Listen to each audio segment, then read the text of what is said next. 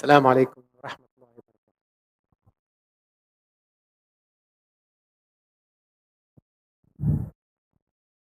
الله أكبر الله أكبر الله أكبر الله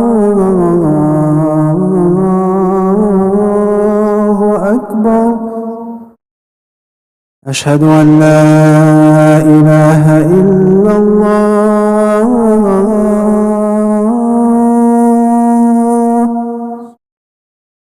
أشهد أن لا إله إلا الله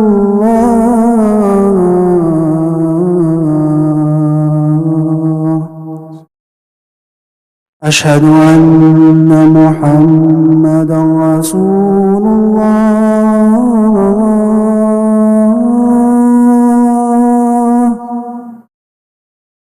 أشهد أن محمدا رسول الله.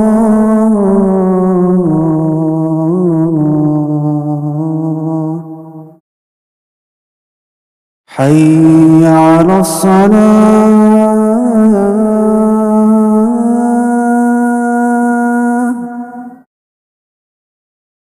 حي على الصلاة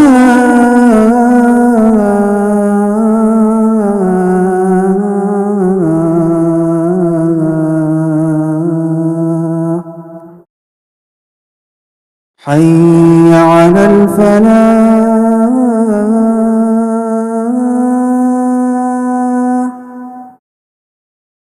حي على الفلاح.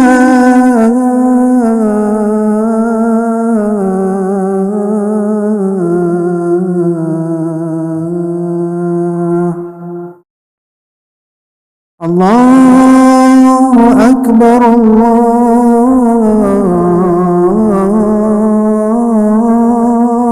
أكبر. لا إله إلا الله.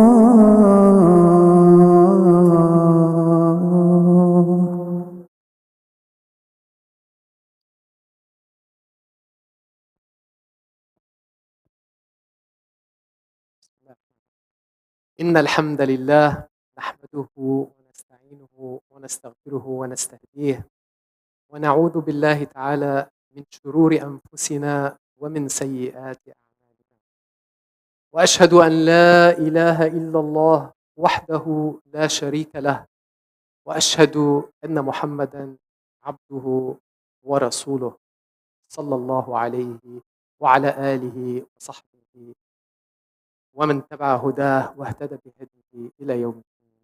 آمين. Bismillah ar-Rahman ar-Rahim. In the name of God, most gracious, most merciful. We praise Allah's name and we glorify Him. And I bear witness that there is no deity worthy of worship other than Allah, and that Muhammad is His messenger and prophet. May peace and blessings be upon the messenger, upon his family, his companions, and those who follow his guidance until the day of judgment. آمين. يقول الله عز وجل في القرآن الكريم مخبر عن مؤمن آل فرعون بعد أعوذ بالله من الشيطان الرجيم. وقال رجل مؤمن من آل فرعون يكتم إيمانه أتقتلون رجلا أن يقول ربي الله وقد جاءكم بالبينات من ربكم وإن يك كاذبا فعليه كذبه وإن يك صادقا يصبكم بعض الذي يعدكم إن الله لا يهدي من هو مسرف كذاب. Read to you a verse in the Quran Kareem in which story of an ordinary person was mentioned. The verse goes, a believing man from Pharaoh's people who was hiding his faith argued, Will you kill a man only for saying, my Lord is Allah, while he has in fact come to you with clear proofs from your Lord? If he is a liar, then it will be to his own loss. But if he is truthful, then you will be afflicted with some of what he is threatening you with. Surely Allah does not guide whoever is a transgressor. In the Quran, we read stories about messengers, about prophets, about people chosen by Allah subhanahu wa ta'ala to carry His message.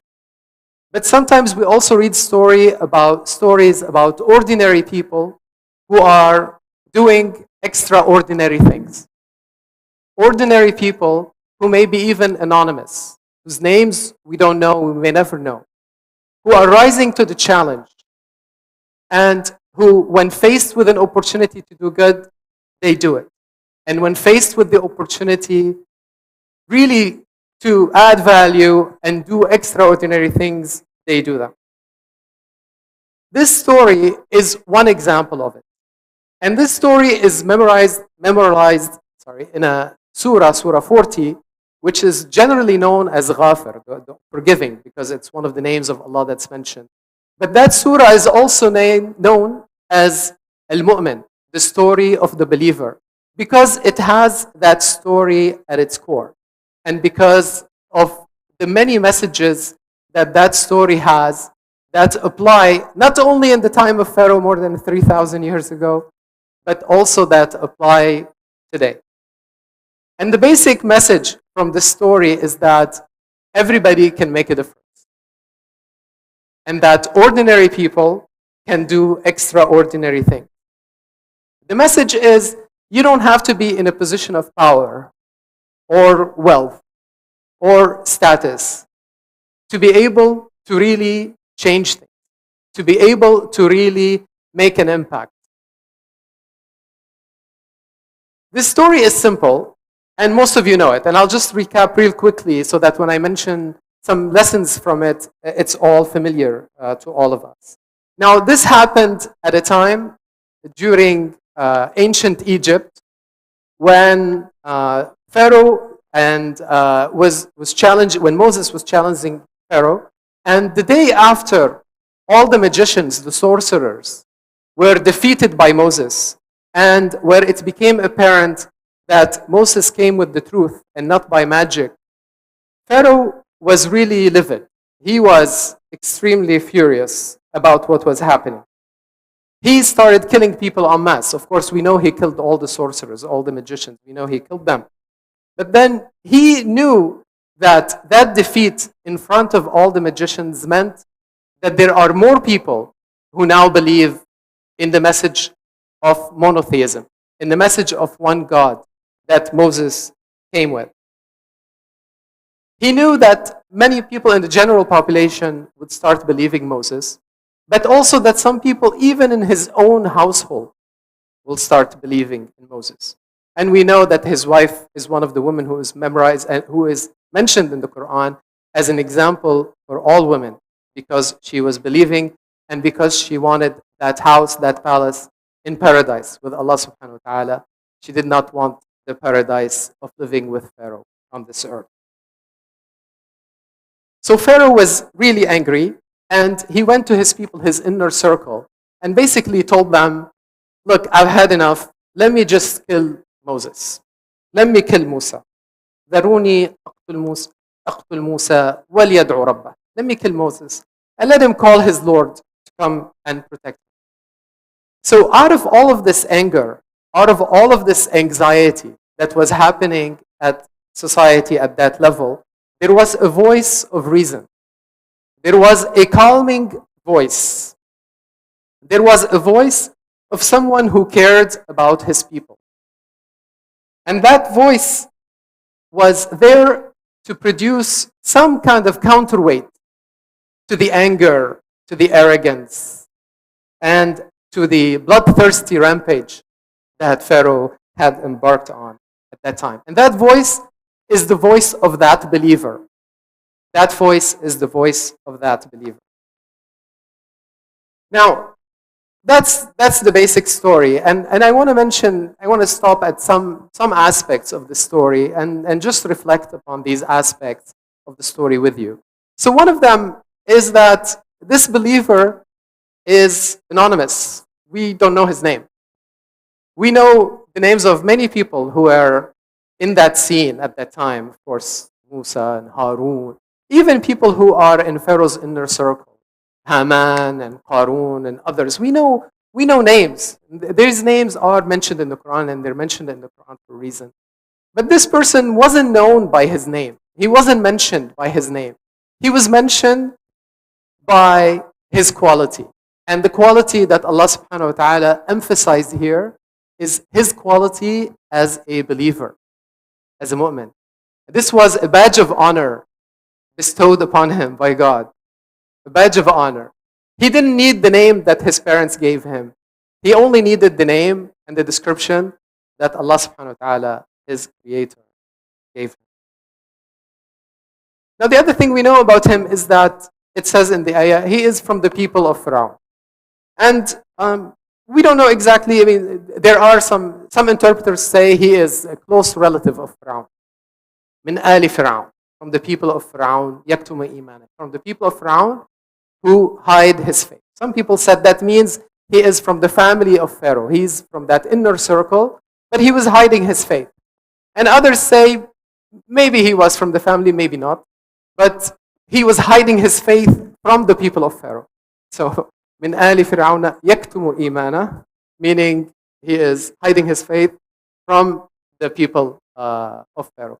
But regardless, even if he were a relative of Pharaoh, of his people, that's not what he relied upon to deliver his message. That's not what he called upon. He called upon his belief in Allah subhanahu wa ta'ala. He relied upon his knowledge that Allah subhanahu wa ta'ala, the creator, will be there on the side of the truth, and that evil will be defeated. So this person, we don't know his name, we don't necessarily know his status. All that we know is that when given the opportunity, he took that opportunity. And when he had the chance to deliver the message of Allah subhanahu wa ta'ala, he did. And when he had the chance to fix something that was really wrong, you had this tyrant who was killing people simply because they didn't believe in him and didn't want to take him as God anymore. He rose to that challenge and he took that opportunity. Now, I feel, let's reflect a little bit upon that. I struggle a little bit with the fact that in the way I grew up, and the way I was raised, and the way I feel now, and the way I allowed myself to be shaped, when I see somebody, immediately I think about who they are, what their name tells me about who they are. Particularly in certain societies, the family you come from is very important. Whether it's the tribe or the area or the city or whatever it is that you come from is very important. Wealth is very important. Power and status is very important. But here I am sharing with you a story of somebody who is far more consequential than I could ever dream of being, but some of these basic things about him we just don't know.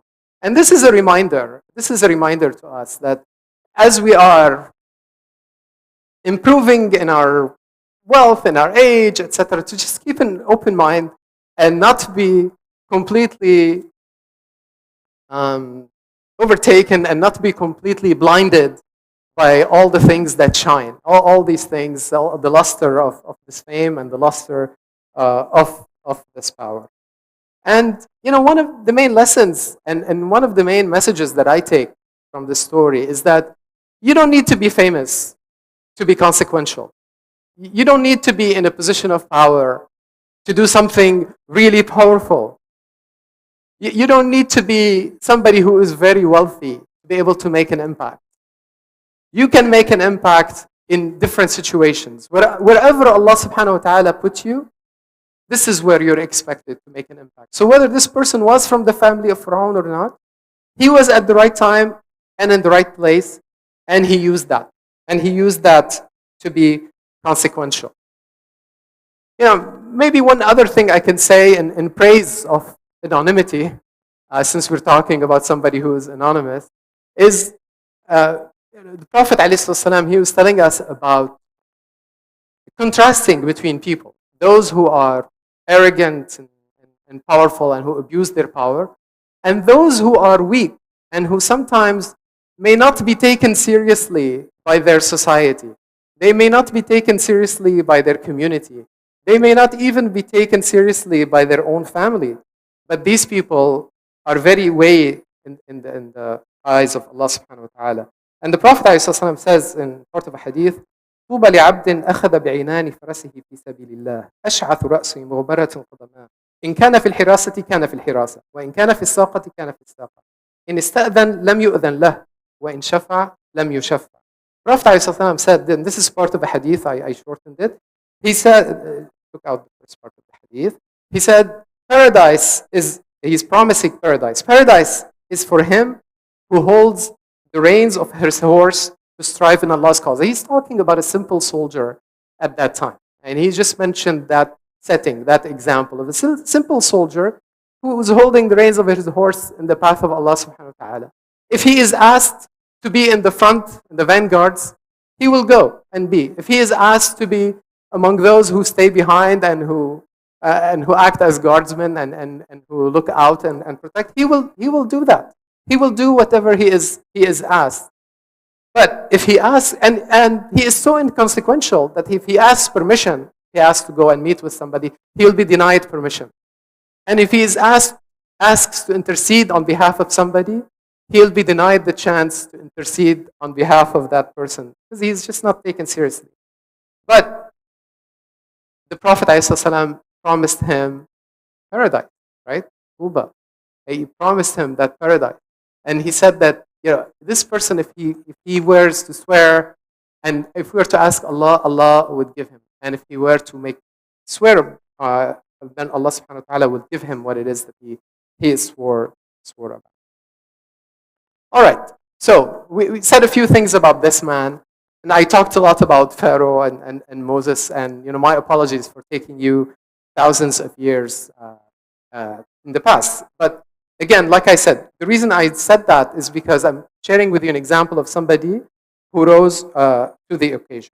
Somebody who acted where he was and who fully leveraged the position that he was in society. And somebody who used wisdom when he talked to his people. His approach, read these verses that follow, his approach is very gradual. When he first talked to his people, he entertained the possibility that Moses may not be telling the truth. He entertained that possibility. He said, if he's been a liar, then Moses will be only hurt by his lie. But if he is telling the truth, then you need to beware. So he was showing that he held an open mind and that he was willing to listen and to look at the evidence and not acting out of dogma and out of blind belief. The other thing about this person, and the reason he was so effective, is that he was a calming voice in an era of extreme anxiety. The society was going through many changes. And some people would argue that our society is also going through a lot of changes. That there's a lot of angst in the society. That the changes and some of the fissures, the internal fissures and some of the internal struggles are becoming a bit too difficult to bear. So in that difficult circumstance, you had this calming voice. And people were receptive. People wanted to hear a calming voice back then, just like they want to hear a calming voice today. The other thing about this person is he was persistent. We know in the verses that follow, he said a lot of things in different times. From the beginning when he said, just listen to what Moses is saying. He is telling you something about creed, and he may be right, he may be wrong. Listen to him. And to the point where he goes all the way and declares his faith openly and tells his people, I despair from you believing me, and I rely and I turn myself to Allah subhanahu wa ta'ala. So he was persistent and he didn't deliver the message at only one time. He didn't act at only one time, but he acted consistently. He acted consistently. And this is something I struggle with, and I've seen myself in my life. I go through stages when I do things, and I'm very bursty and do a lot of things all at once, and then do absolutely nothing for years and years, and then do everything. Subhanallah. But this man was not like that at all. This man was very persistent. He was very consistent, and he took every opportunity that he had. And his approach with his people was gradual because he knew that that's how people would respond to him.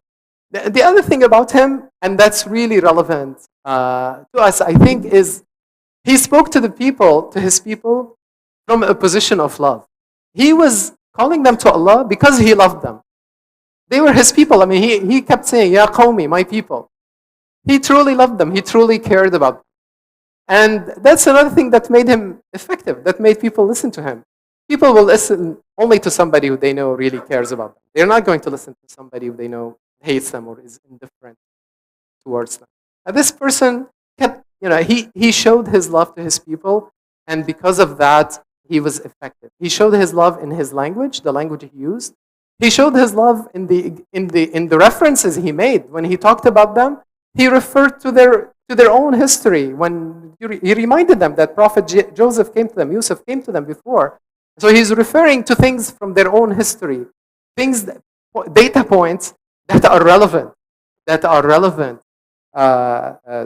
to the people. And he mentioned examples of people next to them, people of Ad and Thamud and others, because they were in close proximity and they knew what he was talking about. So this man loved his people, and his love for his people is what compelled him and what drove him to constantly try to bring them to the light and constantly try to take them away from defeat. And, at the end of the day, he recognized that there is only so much that he can do. At the end of the day, his reliance was on Allah subhanahu wa ta'ala. He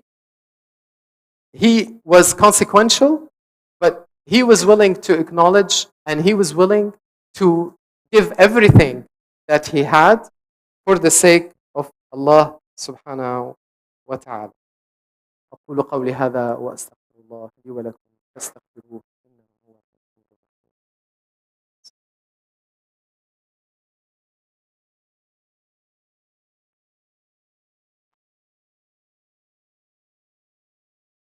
بسم الله الرحمن الرحيم. الحمد لله رب العالمين، وأفضل الصلاة وأتم التسليم على رسوله محمد وعلى آله وصحبه أجمعين، وأشهد أن لا إله إلا الله وحده لا شريك له، وأشهد أن محمدا عبده ورسوله. Now, I mentioned the story to you and mentioned the fact that I think it's relevant to today, and it was relevant to the believers in the Meccan period. The story and this surah was revealed in Mecca when the Muslim community was under a lot of stress, and when its very own existence was not well known. And some of the sayings that this man said when will you can somebody a man because he said Allah is my Lord. Some of the same thing that Sayyidina Abu Bakr radiallahu anhu said when he was protecting Prophet Muhammad sallallahu alayhi wasallam, when one of the people in Mecca held him by his collar and almost choked. Now this story tells us a few things. One, it tells us that whatever it is you think, whatever it is you're afraid of, whatever it is you think that your enemies may do to you, it's not going to be worse than what Pharaoh did to his enemies at that time, right? So we saw an extreme case of somebody who's vindictive and vengeful and who is using his power to everything. And if you think your enemies are strong, are they stronger than the Pharaoh? And the reason we know Pharaoh was strong is because he was able to tell his people that I am your Lord Most High, and his people believed him and his people followed him because they are afraid of him, essentially. And we mentioned Pharaoh, and one of the things constantly we need to remind ourselves is that you don't need to be this absolute ruler to be a Pharaoh. You can, and my message to you is, in your own context, don't be a Pharaoh. Don't be somebody who calls upon his power. Don't be somebody who abuses his position of power. Don't be somebody who belittles others. Don't be somebody who abuses others. And if you think your enemies are backed by the powers that be, well, at the time of the story, here, Allah subhanahu wa ta'ala sent Moses to Pharaoh, but he also sent him to Haman, the person who represents the ruling class, and to Qarun, the person who represents the wealthy class. And it's really interesting that it is those same enablers that are enablers today, those who are in positions of power and those who are in position of wealth. And, Allah subhanahu wa ta'ala is stronger and mightier than whatever it is and whoever it is that you may be afraid of. Trust in Him and you will have His protection. And, this is something that the mu'min of Fir'aun clearly said. He didn't just say, I rely on Allah. He basically said, I entrust Allah subhanahu wa ta'ala with my life itself. And if you think that an ordinary individual or even an anonymous one cannot make a difference, then look at how this ordinary individual, this anonymous individual, really made a difference. And this person refused to be on the sidelines, refused to think only about himself, refused to be content only with himself being saved from the hellfire. This is somebody who went all the way out, and basically wanted to share his message with people around him. And he didn't want to watch from the sidelines. He wanted to have an impact. And I ask Allah subhanahu wa ta'ala that He makes us among those who have a positive impact on themselves, on their families, on their societies, and on the country at large. Allahumma arina al-haqqa haqqan warzuqna ittiba'ah wa arina al-batila batilan warzuqna ijtinabah. Allah, show us what is right as right and enable us to follow it, and show us what is false as false and enable us to avoid it. ربنا آتنا في الدنيا حسنة وفي الآخرة حسنة وقنا عذاب النار. اللهم إنا نسألك الجنة وما قرب إليها من قول وعمل، ونستعيذ بك من النار وما قرب إليها من قول وعمل. الحمد لله رب العالمين. وأقم الصلاة.